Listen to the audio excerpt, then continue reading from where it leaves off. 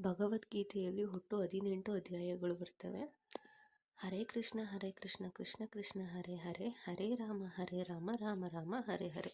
ಅದರಲ್ಲಿ ಮೊದಲನೇ ಅಧ್ಯಾಯದ ಹೆಸರು ಅರ್ಜುನ ವಿಷಾದ ಯೋಗ. ಇದರಲ್ಲಿ ಮೊದಲನೇ ಶ್ಲೋಕದ ಅರ್ಥ ಹೇಳ್ತೀನಿ. ಧೃತರಾಷ್ಟ್ರನು ಕೇಳಿದನು, ಹೇ ಸಂಜಯ, ಯುದ್ಧಾಪೇಕ್ಷೆಯಿಂದ ನನ್ನ ಮಕ್ಕಳು ಮತ್ತು ಪಾಂಡವರು ಧರ್ಮಕ್ಷೇತ್ರದಲ್ಲಿ ಸೇರಿದ ನಂತರ ಏನು ಮಾಡಿದರು? ಎರಡನೇ ಶ್ಲೋಕ. ಸಂಜಯ ಹೇಳಿದ, ರಾಜನೇ, ಪಾಂಡುಪುತ್ರರ ಸೇನಾವ್ಯೂಹವನ್ನು ವೀಕ್ಷಿಸಿ ರಾಜ ದುರ್ಯೋಧನನು ತನ್ನ ಗುರುಗಳ ಬಳಿಗೆ ಹೋಗಿ ಈ ಕೆಳಗಿನ ಮಾತುಗಳನ್ನು ಹೇಳಿದನು. ಶ್ಲೋಕ 3. ಆಚಾರ್ಯರೇ, ನಿಮ್ಮ ಚತುರ ಶಿಷ್ಯನಾದ ದೃಪದನ ಮಗನು ಕೌಶಲದಿಂದ ವ್ಯೂಹಾರೂಪವಾಗಿ ರಚಿಸಿರುವ ಈ ಪಾಂಡುಪುತ್ರರ ಸೈನ್ಯವನ್ನು ನೋಡಿ. ಶ್ಲೋಕ 4. ಹೋರಾಟದಲ್ಲಿ ಭೀಮಾರ್ಜುನರಿಗೆ ಸಮರಾದ ಅನೇಕ ವೀರ ಬಲ್ಲಾಳುಗಳು ಈ ಸೈನ್ಯದಲ್ಲಿದ್ದಾರೆ. ಯುಯುಧಾನ, ವಿರಾಟ ಮತ್ತು ದೃಪದರಂತಹ ಮಹಾರಥಿಯರಿದ್ದಾರೆ. ಶ್ಲೋಕ 5. ದುಷ್ಟಕೇತು, ಚೇಕಿತಾನ, ಕಾಶಿರಾಜ, ಪುರುಜಿತ್, ಕುಂತಿಭೋಜ ಮತ್ತು ಶೈಬ್ಯನಂತಹ ಮಹಾನ್ ವೀರರು, ನರಪುಂಗವರು ಇದ್ದಾರೆ. ಶ್ಲೋಕ 6. ಬಲಶಾಲಿ ಯುಧಾಮನ್ಯು, ಬಹುಶಕ್ತಿವಂತನಾದ ಉತ್ತಮೋಜ, ಸುಭದ್ರೆಯ ಮಗ, ದ್ರೌಪದಿಯ ಪುತ್ರರು ಇವರೆಲ್ಲರೂ ಇದ್ದಾರೆ. ಇವರೆಲ್ಲರೂ ಮಹಾರಥರು. ಶ್ಲೋಕ 7. ಬ್ರಾಹ್ಮಣೋತ್ತಮರೇ, ನಿಮಗೆ ತಿಳಿಸಲೆಂದು ನನ್ನ ಸೈನ್ಯವನ್ನು ನಡೆಸಬಲ್ಲ ವಿಶೇಷ ಅರ್ಹತೆ ಇರುವ ನಾಯಕರ ವಿಷಯವನ್ನು ಹೇಳಬಯಸುತ್ತೇನೆ. ಶ್ಲೋಕ 8. ಇಲ್ಲಿರುವವರು ತಾವು ಭೀಷ್ಮರು, ಕರ್ಣ, ಕೃಪ, ಅಶ್ವತ್ಥಾಮ, ವಿಕರ್ಣ, ಸೋಮದತ್ತನ ಮಗನಾದ ಭೂರಿಶ್ರವ ಇವರೆಲ್ಲರೂ ಯಾವಾಗಲೂ ಯುದ್ಧದಲ್ಲಿ ವಿಜಯಿಗಳಾಗಿರುವವರು. ಶ್ಲೋಕ 9. ನನಗಾಗಿ ಪ್ರಾಣವನ್ನೇ ಕೊಡಲು ಸಿದ್ಧರಾಗಿರುವ ಇನ್ನು ಅನೇಕ ಮಂದಿ ವೀರರಿದ್ದಾರೆ. ಅವರೆಲ್ಲ ವಿವಿಧ ಅಸ್ತ್ರಶಸ್ತ್ರಗಳನ್ನು ಹೊಂದಿರುವವರು, ಎಲ್ಲರೂ ಯುದ್ಧ ವಿಶಾರದರು. ಶ್ಲೋಕ 10. ನಮ್ಮ ಶಕ್ತಿಯು ಅಳತೆಯನ್ನು ಮೀರಿದ್ದು ಮತ್ತು ತಾತ ಭೀಷ್ಮರಿಂದ ನಮಗೆ ಪರಿಪೂರ್ಣ ರಕ್ಷಣೆ ಇದೆ. ಭೀಮನು ಎಚ್ಚರದಿಂದ ರಕ್ಷಿಸುತ್ತಿರುವ ಪಾಂಡವರ ಶಕ್ತಿಯಾದರೋ ಮಿತವಾದದ್ದು. ಶ್ಲೋಕ 11. ಸೈನ್ಯ ವ್ಯೂಹವನ್ನು ಪ್ರವೇಶಿಸಲು ಇರುವ ಆಯಾಕಟ್ಟಿನ ಬಿಂದುಗಳಲ್ಲಿ ನಿಮ್ಮ ಸ್ಥಳಗಳಲ್ಲಿ ನಿಂತಿರುವ ನೀವು ಈಗ ಪಿತಾಮಹ ಭೀಷ್ಮರಿಗೆ ಸಂಪೂರ್ಣ ಬೆಂಬಲವನ್ನು ನೀಡಬೇಕು. ಶ್ಲೋಕ 12. ಕುರುಕುಲ ಪಿತಾಮಹರು, ಯೋಧರ ತಾತ ಪ್ರತಾಪಶಾಲಿಗಳಾದ ಭೀಷ್ಮರು ಉಚ್ಚಸ್ವರದಿಂದ ಸಿಂಹ ಗರ್ಜನೆಯಂತೆ ಶಂಖವನ್ನು ಊದಿದರು. ಇದರಿಂದ ದುರ್ಯೋಧನನಿಗೆ ಹರ್ಷವಾಯಿತು. ಶ್ಲೋಕ 13. ಅನಂತರ ಶಂಖಗಳು, ಬೇರಿಗಳು, ಕಹಳೆ, ತುತ್ತೂರಿ, ಕೊಂಬುಗಳು ಮೊದಲಾದ ವಾದ್ಯಗಳು ಇದ್ದಕ್ಕಿದ್ದಂತೆ ಒಟ್ಟಿಗೆ ಮುಳುಗಿದವು. ಆ ಶಬ್ದ ಭೀಷಣವಾಗಿತ್ತು. ಶ್ಲೋಕ 14. ಎದುರು ಪಕ್ಷದಲ್ಲಿ ಬಿಳಿಯ ಕುದುರೆಗಳನ್ನು ಕಟ್ಟಿದ ಮಹಾರಥದಲ್ಲಿ ಉಪಸ್ಥಿತರಾಗಿದ್ದಂತಹ ಶ್ರೀಕೃಷ್ಣನು, ಅರ್ಜುನನು ತಮ್ಮ ಅಲೌಕಿಕವಾದ ಶಂಖಗಳನ್ನು ಊದಿದರು. ಶ್ಲೋಕ 15.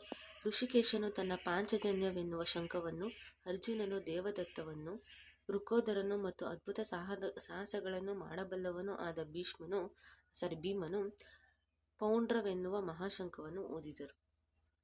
ಶ್ಲೋಕ 16-18 ಕುಂತಿಪುತ್ರನಾದ ಯುಧಿಷ್ಠಿರನು ಅನಂತ ವಿಜಯವೆಂಬ ತನ್ನ ಶಂಖವನ್ನು ಊದಿದನು.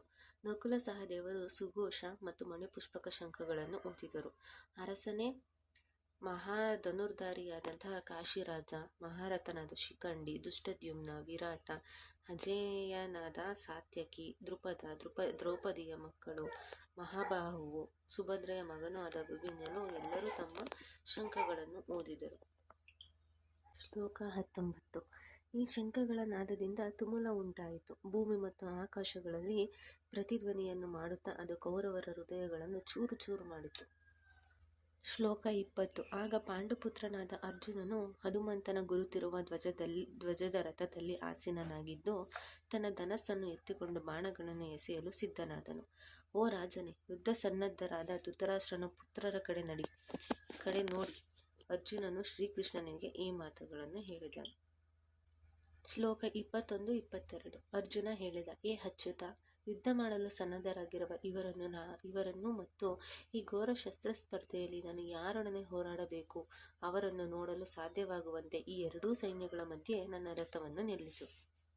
ಶ್ಲೋಕ 23. ದುರ್ಬುದ್ಧಿಯವನಾದ ಧೃತರಾಷ್ಟ್ರನ ಮಗನನ್ನು ಸುಪ್ರೀತಿಗೊಳಿಸುವ ಅಪೇಕ್ಷೆಯಿಂದ ಯುದ್ಧ ಮಾಡಲು ಇಲ್ಲಿಗೆ ಯಾರು ಬಂದಿದ್ದಾರೆ ಎಂದು ನಾನು ನೋಡಬಯಸುವೆ.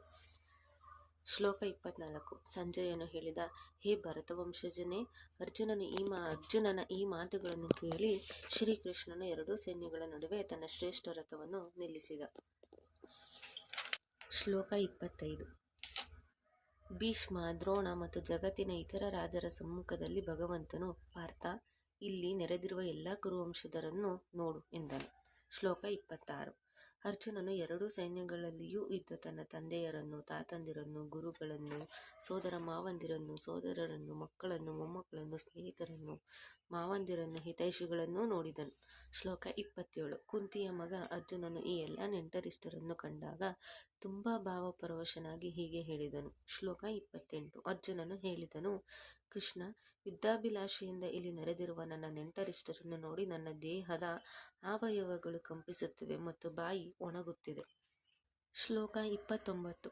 ನನ್ನ ಶರೀರವು ಕಂಪಿಸುತ್ತಿದೆ, ಕೂದಲು ನಿಮಿರುತ್ತಿದೆ, ಗಾಂಡೀವ ಧನಸ್ಸು ಕೈಯಿಂದ ಜಾರುತ್ತಿದೆ ಮತ್ತು ನನ್ನ ಚರ್ಮವು ಉರಿಯುತ್ತಿದೆ. ಶ್ಲೋಕ 30. ಹೇ ಕೃಷ್ಣ, ಕೇಶಿ ರಾಕ್ಷಸನ ಸಂಹಾರಕನೇ, ಇಲ್ಲಿ ನಿಲ್ಲುವುದಕ್ಕೆ ನನಗೆ ಆಗುತ್ತಿಲ್ಲ. ನನ್ನನ್ನೇ ನಾನು ಮರೆಯುತ್ತಿದ್ದೇನೆ. ನನ್ನ ಮನಸ್ಸು ಸುತ್ತುತ್ತಿದೆ. ಅಶುಭ ಸೂಚಕ ಶಕುನಗಳೇ ಕಾಣುತ್ತಿದೆ. ಶ್ಲೋಕ 31. ಹೇ ಕೃಷ್ಣ, ಯುದ್ಧದಲ್ಲಿ ನನ್ನ ಬಂಧುಗಳನ್ನೇ ಕೊಲ್ಲುವುದರಿಂದ ನನಗೆ ಹೇಗೆ ಶ್ರೇಯಸ್ಸಾಗುವುದು ಎಂದು ಕಾಣಲಾರೆ. ಅನಂತರ ಯಾವುದೇ ವಿಜಯವನ್ನಾಗಲಿ ರಾಜ್ಯವನ್ನಾಗಲಿ ಸುಖವನ್ನಾಗಲಿ ಬಯಸಲಾರೆ.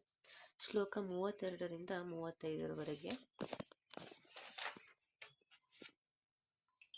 ಹೇ ಗೋವಿಂದ, ಯಾರಿಗೋಸ್ಕರ ನಾವು ರಾಜ್ಯವನ್ನು, ಸುಖವನ್ನು ಮತ್ತು ಬದುಕನ್ನು ಸಹ ಬಯಸುತ್ತೇವೋ ಅವರೇ ನಮ್ಮ ವಿರುದ್ಧವಾಗಿ ಯುದ್ಧಕ್ಕೆ ಸನ್ನದ್ಧರಾಗಿರುವಾಗ ಅವುಗಳಿಂದ ಏನು ಪ್ರಯೋಜನ? ಹೇ ಮಧುಸೂದನ, ಆಚಾರ್ಯರು, ಪಿತರು, ಪುತ್ರರು, ಪಿತಾಮಹರು, ಸೋದರ ಮಾವಂದಿರು, ಮೊಮ್ಮಕ್ಕಳು, ಮೈದಂದಿರು ಮತ್ತು ಇತರ ಬಂಧುಗಳು ತಮ್ಮ ಜೀವವನ್ನು, ಧನವನ್ನು ತ್ಯಜಿಸಲು ಸಿದ್ಧರಾಗಿ ನನ್ನ ಮುಂದೆ ನಿಂತಿದ್ದಾರೆ. ಅವರು ನನ್ನನ್ನು ಕೊಲ್ಲಬಹುದು, ಆದರೂ ಅವರನ್ನು ಕೊಲ್ಲಲು ನಾನೇಕೆ ಅಪೇಕ್ಷಿಸಬೇಕು?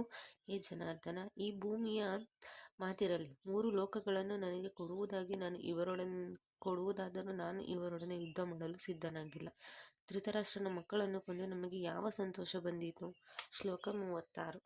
ಇಂತಹ ಆಕ್ರಮಣಕಾರರನ್ನು ಕೊಂದರೆ ನನಗೆ ಪಾಪವೇ ಘಟಿಸುತ್ತದೆ. ಆದ್ದರಿಂದ ಧೃತರಾಷ್ಟ್ರನ ಮಕ್ಕಳನ್ನು, ನನ್ನ ಸ್ನೇಹಿತರನ್ನು ನಾನು ಕೊಲ್ಲುವುದು ಸರಿಯಲ್ಲ. ಭಾಗ್ಯದೇವತೆಯ ಪತಿಯಾದ ಕೃಷ್ಣನೇ, ನಮ್ಮ ಬಂಧುಗಳನ್ನೇ ಕೊಂದು ನಾವು ಏನನ್ನು ಪಡೆಯುತ್ತೇವೆ? ನಾವು ಸುಖವಾಗಿರಲು ಹೇಗೆ ಸಾಧ್ಯ?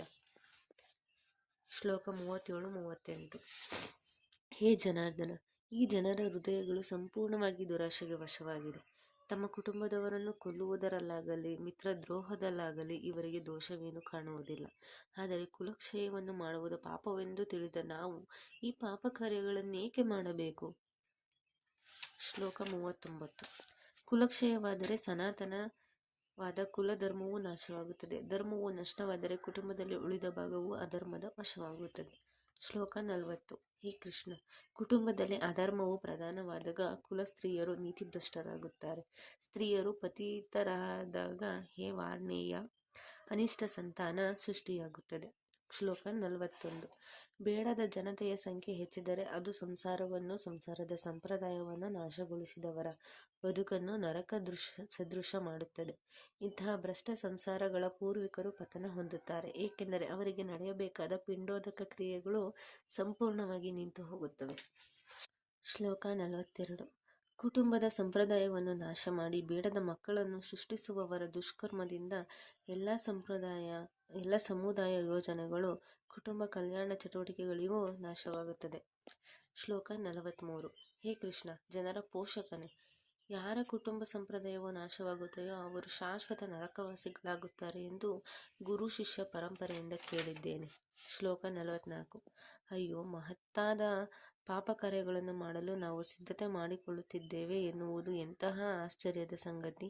ರಾಜ್ಯ ಸುಖದ ಲೋಭದಿಂದ ನಾವು ಸ್ವಜನರನ್ನು ಕೊಲ್ಲಲು ಸಂಕಲ್ಪ ಮಾಡಿದ್ದೇವೆ. ಶ್ಲೋಕ 45.